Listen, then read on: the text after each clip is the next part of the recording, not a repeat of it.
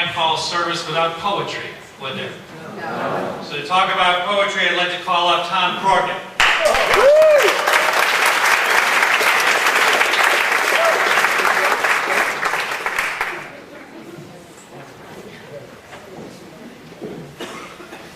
Funny having you out there and me up here. Frank, I'm walking. I am walking, talking proof that this man right here is the greatest poetry teacher in the world. I can back that up with some evidence. See, unlike most of you schmarties out there, I didn't have a great appreciation for poetry when I first walked through those doors. In fact, I really didn't get it. It was kind of abstract. There was kind of odd punctuation, indentation for no particular reason, and metaphors and literary allusions that went so far over my head, man, my hair didn't even move. So I tried, but I just didn't get it. And so for 16 years, though, I had these English teachers getting all dewy-eyed and rhapsodic about poetry. And I'm sitting there going, why? I just didn't get it. So for years, to me, odes were odious. Sonnets just stupefied me. Pentameter, it made me peripatetic. And haikus made me want to hurl. Limericks I liked.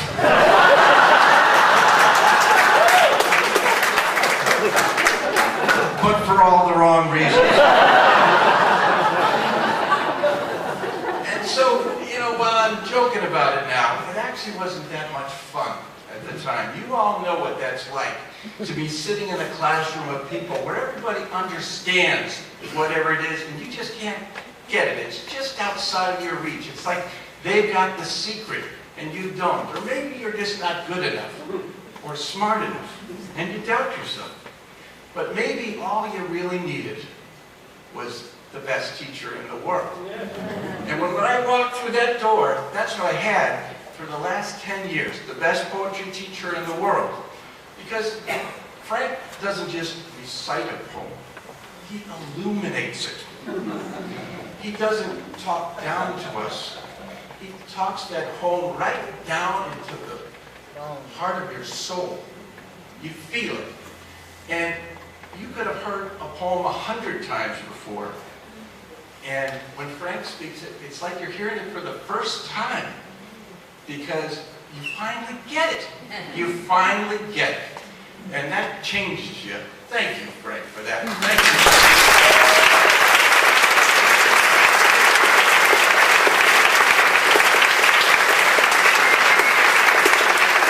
What I'm trying to say is that, Frank, you offer this very unique combination of intellect that can unravel these literary riddles, but the empathy to know there's a guy in the back that looks a little bit like me that just needs a little help understanding. And I appreciate that so much. You made me love poetry. You made us all love poetry. So on behalf of the congregation, we put together a collection of poems that have been submitted by your friends and admirers as a way of saying thanks. Thanks for the poetry. Thanks for making it our scripture. And thanks for being the best damn poetry teacher I've ever had.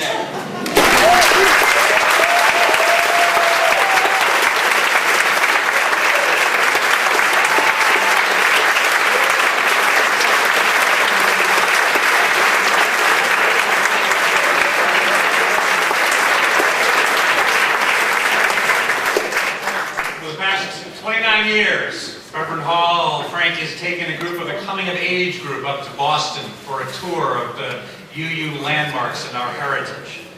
And this past April, it was videotaped, and we'd like to show Frank at work up in Boston. In April, Frank led my coming-of-age group on a visit to Boston, Lexington, and Concord. Frank told us he loved this trip, and it was his 29th and final time leading it. The first and most solemn location we visited was the makeshift memorial to honor the people whose lives were changed forever by the tragic events of April 15th. The next day, we visited Fallen Church in Lexington, one of the churches where Frank had been minister before he came to our church. There, he shared his beliefs about spirituality and the connection between nature and ourselves. God is existence. God is not a being. God is the ground of all being. We're immersed in it. Whether you believe in it or not doesn't much matter, because you're immersed in it. You're part of life. Notice it. Pay attention to it. In this refuge in summer, it has been a luxury to draw the breath of life. The grass grows, the buds burst, the balm of Gilead. Nature. Pay attention to it. One of my favorite stops was a place called Offa's Ridge. It's a famous cemetery where poets, writers, and revolutionary thinkers, such as Ralph Waldo Emerson and Henry David Thoreau, are buried. At their tombstones, we read quotes and passages that define their lives and their works and their importance to what we believe. He says, be he who he may, but he can accept nothing. So, Yeah, well, for me, it's his basic premise that you have to experience it for yourself.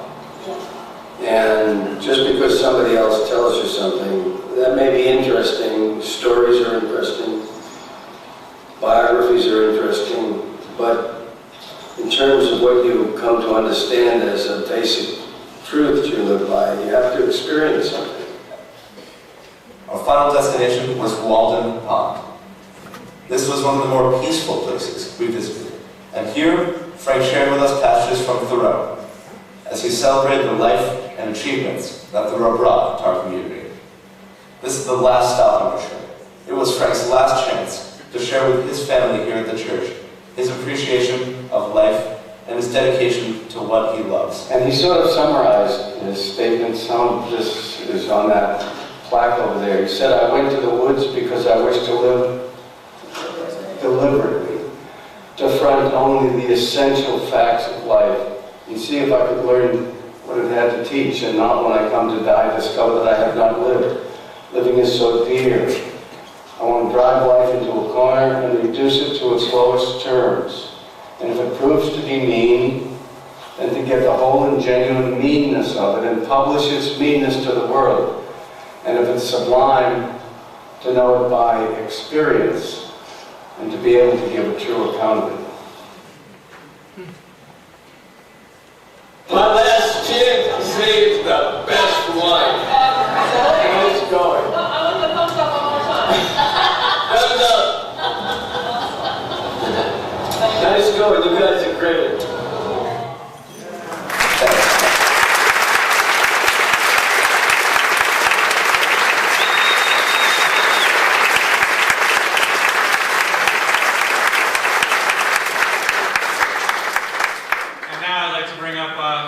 First Associate Minister, the Reverend John Tolley.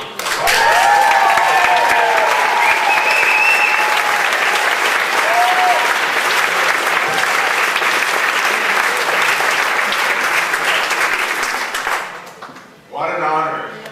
What a night. Frank, I'm remembering an interview that I saw on television once with the late, great Judy Garland. And it may have been somebody like Barbara Walters asking her if she were offended because there were so many drag queens impersonating her across the country. And her wise response was something like, imitation is the best form of flattery. Now, Frank, you ain't no Judy Garland. But you have modeled ministry in a way that over your 29 years here have sent many people off on their own journeys to theology school, to seminary, and who now are serving not only the Unitarian Universalist Association, but in congregational churches too, around the country.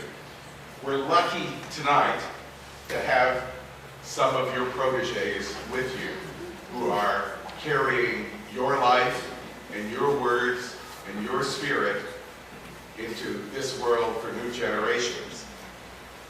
And I would have to say that you did that for me too, because I was ordained in February, just before I began my service here with you in August of that year. So you were in many ways my first model too. And I've had a pretty good ride, I have to say. Some of the rest of us who are riding well because of your example are these folks. And would you folks stand when I call your name? David Bryce.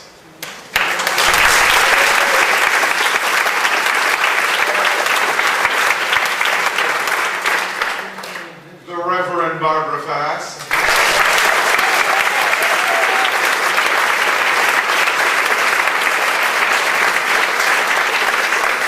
The Reverend Marion Vizel.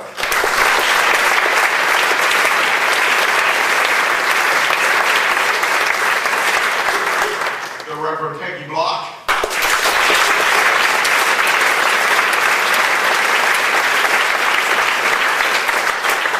The Reverend Deborah Hafner.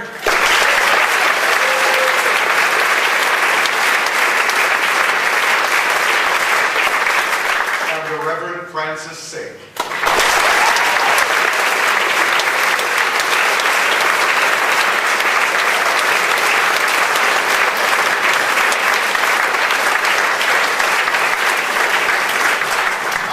Sure I haven't missed anyone. Is there anyone else here tonight that we didn't get on our list who has followed in Frank's footsteps? Frank, you look at the quality of these folks and of the ministries they serve. It's got to make you proud. Thank you.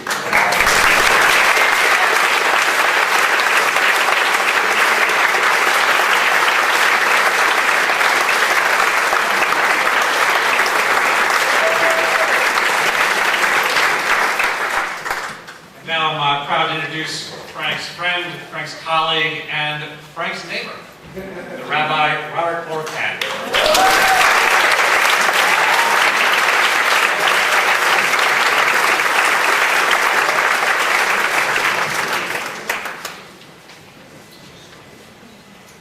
I have known Frank Hall longer than many of you in this room.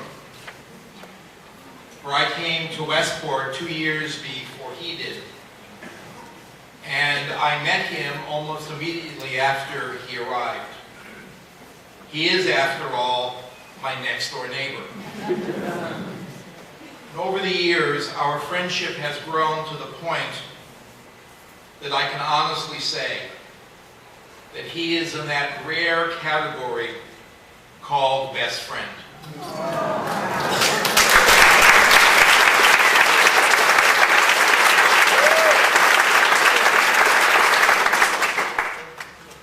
For almost 25 years, Frank, the Reverend Mitch Zeman, and the Reverend Doug Miller met in my office for lunch every Friday, almost without fail.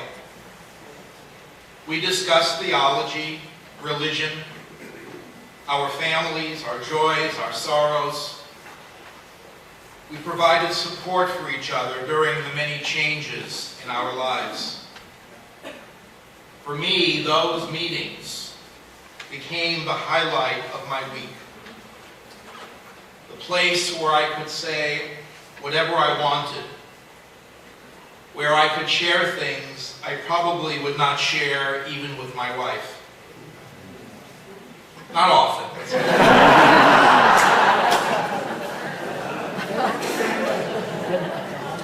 Those moments together made me a better rabbi, and I would dare say a better human being.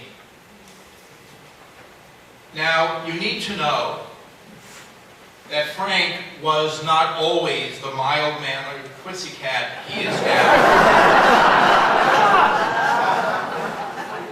No, he railed at the injustices of the world.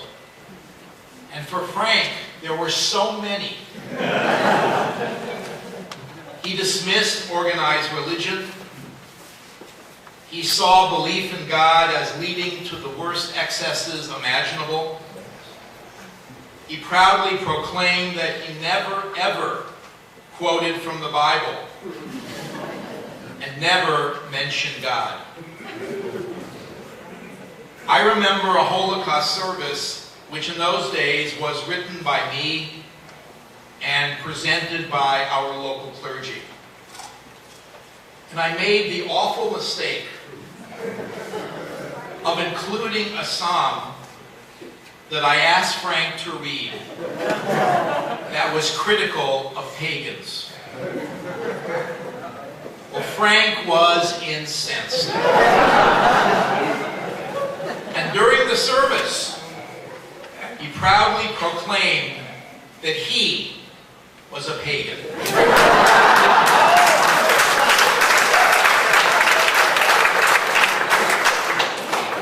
Of course, I've always known that.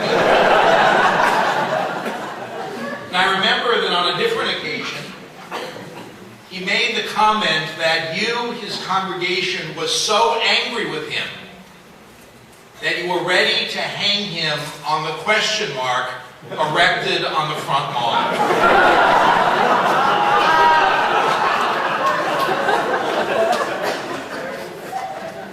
Well, I'm here to tell you that Frank has changed over the years. He married Lori some 17 years ago, and I think she has set him straight on a few things.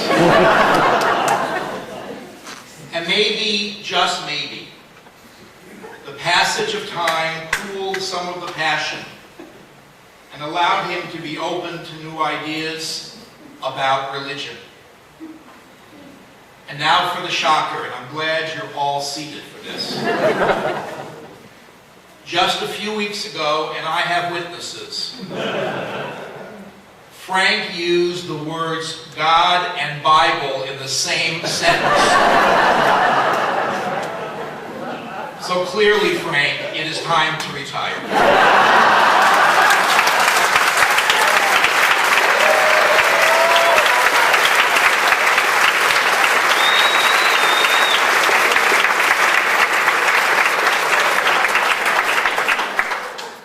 Sadly, our Little Friday group has broken up. I am retiring and moving to the Boston area. Doug Miller is moving to Michigan. Frank, of course, is retiring. And poor Mitch, he will have to find a new group to meet with, though it can never be the same. And I will have to imagine living apart from Frank, without the weekly reality checks, without the insights Frank always offers, without the wonderful conversations and the wonderful poetry that has so enriched my life in so many ways. As has already been said, I cannot imagine a better teacher than Frank. And I cannot imagine a better friend. And so, Frank, it is only fair that I end with a poem. To live is to learn. To learn is to grow up. But at our elderly age, that doesn't mean much. The choices and freedoms that age does bring, they open the world of childhood again. This childhood is filled with fantasy and such, including dragons and trolls alive to the touch. I wish you could see them with me. We could laugh at their antics. Together, you see. To live is to learn. To learn is to grow up. But as my body grows old, my mind's still young. My wife and I are like the two parts of the moon. She comes from the light side to pull me there too. Her reflections of love keep me there each day. To live is to learn. To learn is to grow up. But never stop smiling along the way. It's your reflection of love that's given to the world each day. It makes everything brighter and everything okay. To live is to learn. To learn is to grow up. To learn is to find how to give your own reflections of love. Thank you, Frank.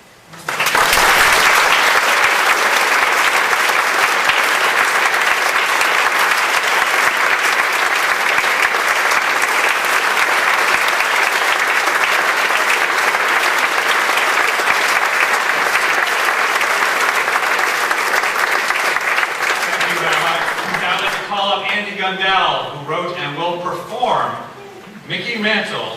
Get one out today. Andy, are you with us?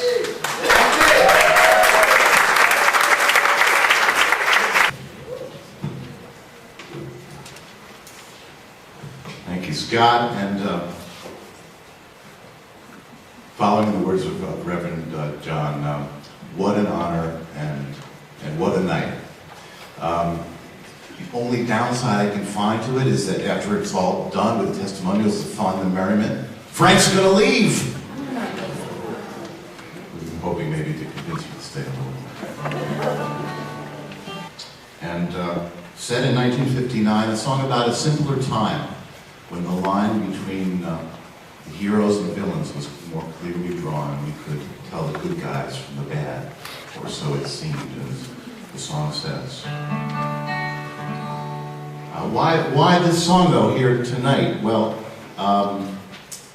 for one thing, as you'll hear, we're going to play a little bit from the album that introduces the song, which is an introduction of a call to the baseball game that is part of the subject matter, and that I was honored to have Phil Rizzuto actually record for me from a script that I wrote with sound effects that I put together to create a feeling of a radio broadcast of a baseball game from 1959 to set up the song.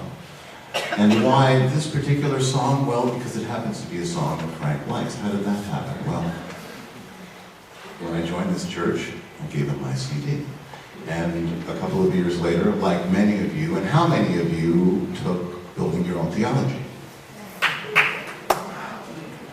So there I was in Building Your Own Theology in the second or third night, and Frank walks in with a portable CD player, presses play, and Mickey Mantle starts. And we share a look, because he didn't tell me he was going to play it, and he didn't tell the class that I wrote it. And after the song, I so clearly remember, he said, what I love most about this is the crack of the bat. I'm sure all of you hear in a minute to do this introduction. And as I thought about tonight, I thought, that is so quintessentially Frank.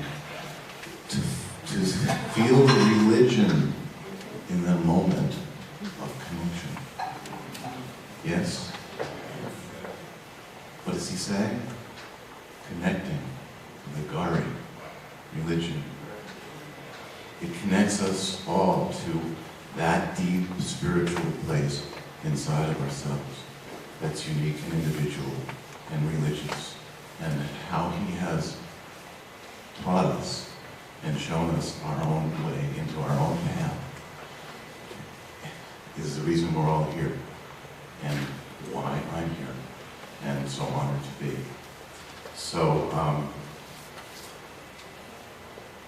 for a song about heroes, I just want to say that so many Sunday mornings, you hit one out of the park.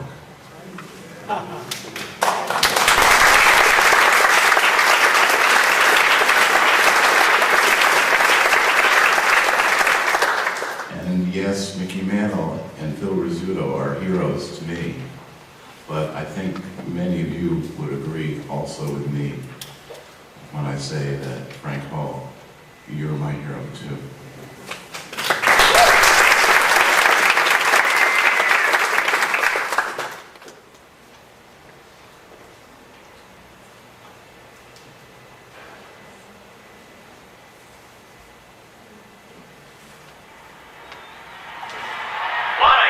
got going here. All tied at 5-5 in the bottom of the 10th inning, and that's thanks to Yogi's clutch homer in the 9th to tie it.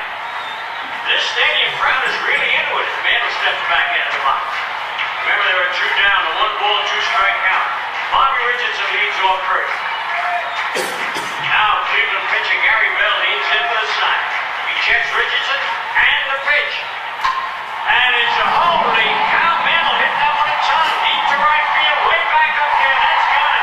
Out of here. Holy cow. A home run into the upper deck of the Angels win 7-5. Mickey Mantle really creamed up. Hey, watch this. Mantle traveling third and fans are pouring out of the stand. Patting his back, shaking his hand, cheering their hero home. Oh, that's unbelievable. Well, you can bet the kids are going to head home tonight.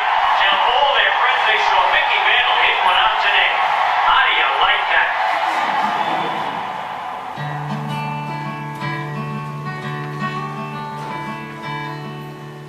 School was out the summer of '59.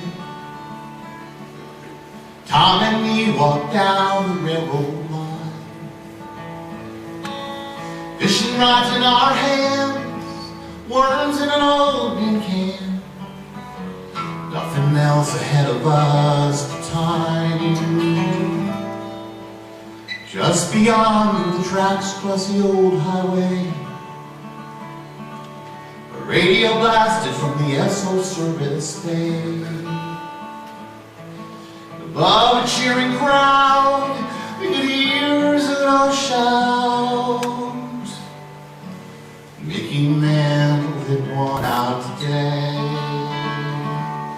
and hope strong in the clouds passed like a dream. We could tell the good guys from the bad, or so it seemed. Deep down in the railroad pool, lazy brook trout lay. Mickey Mantle hit one. Mickey Mantle hit one out today.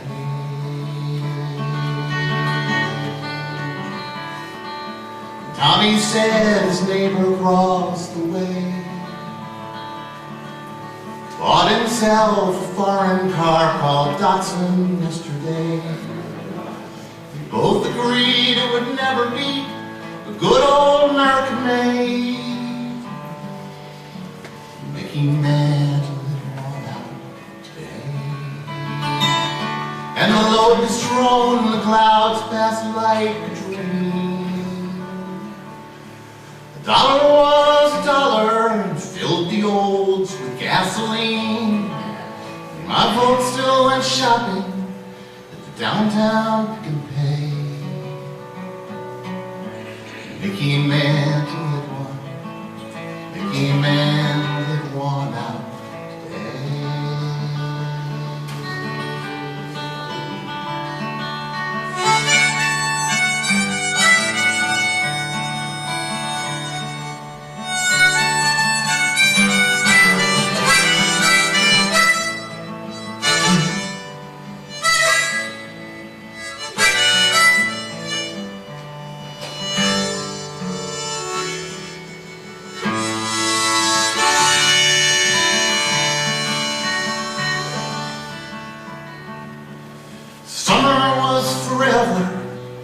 Just like that sleepy town, and our heroes and our country would never let us down.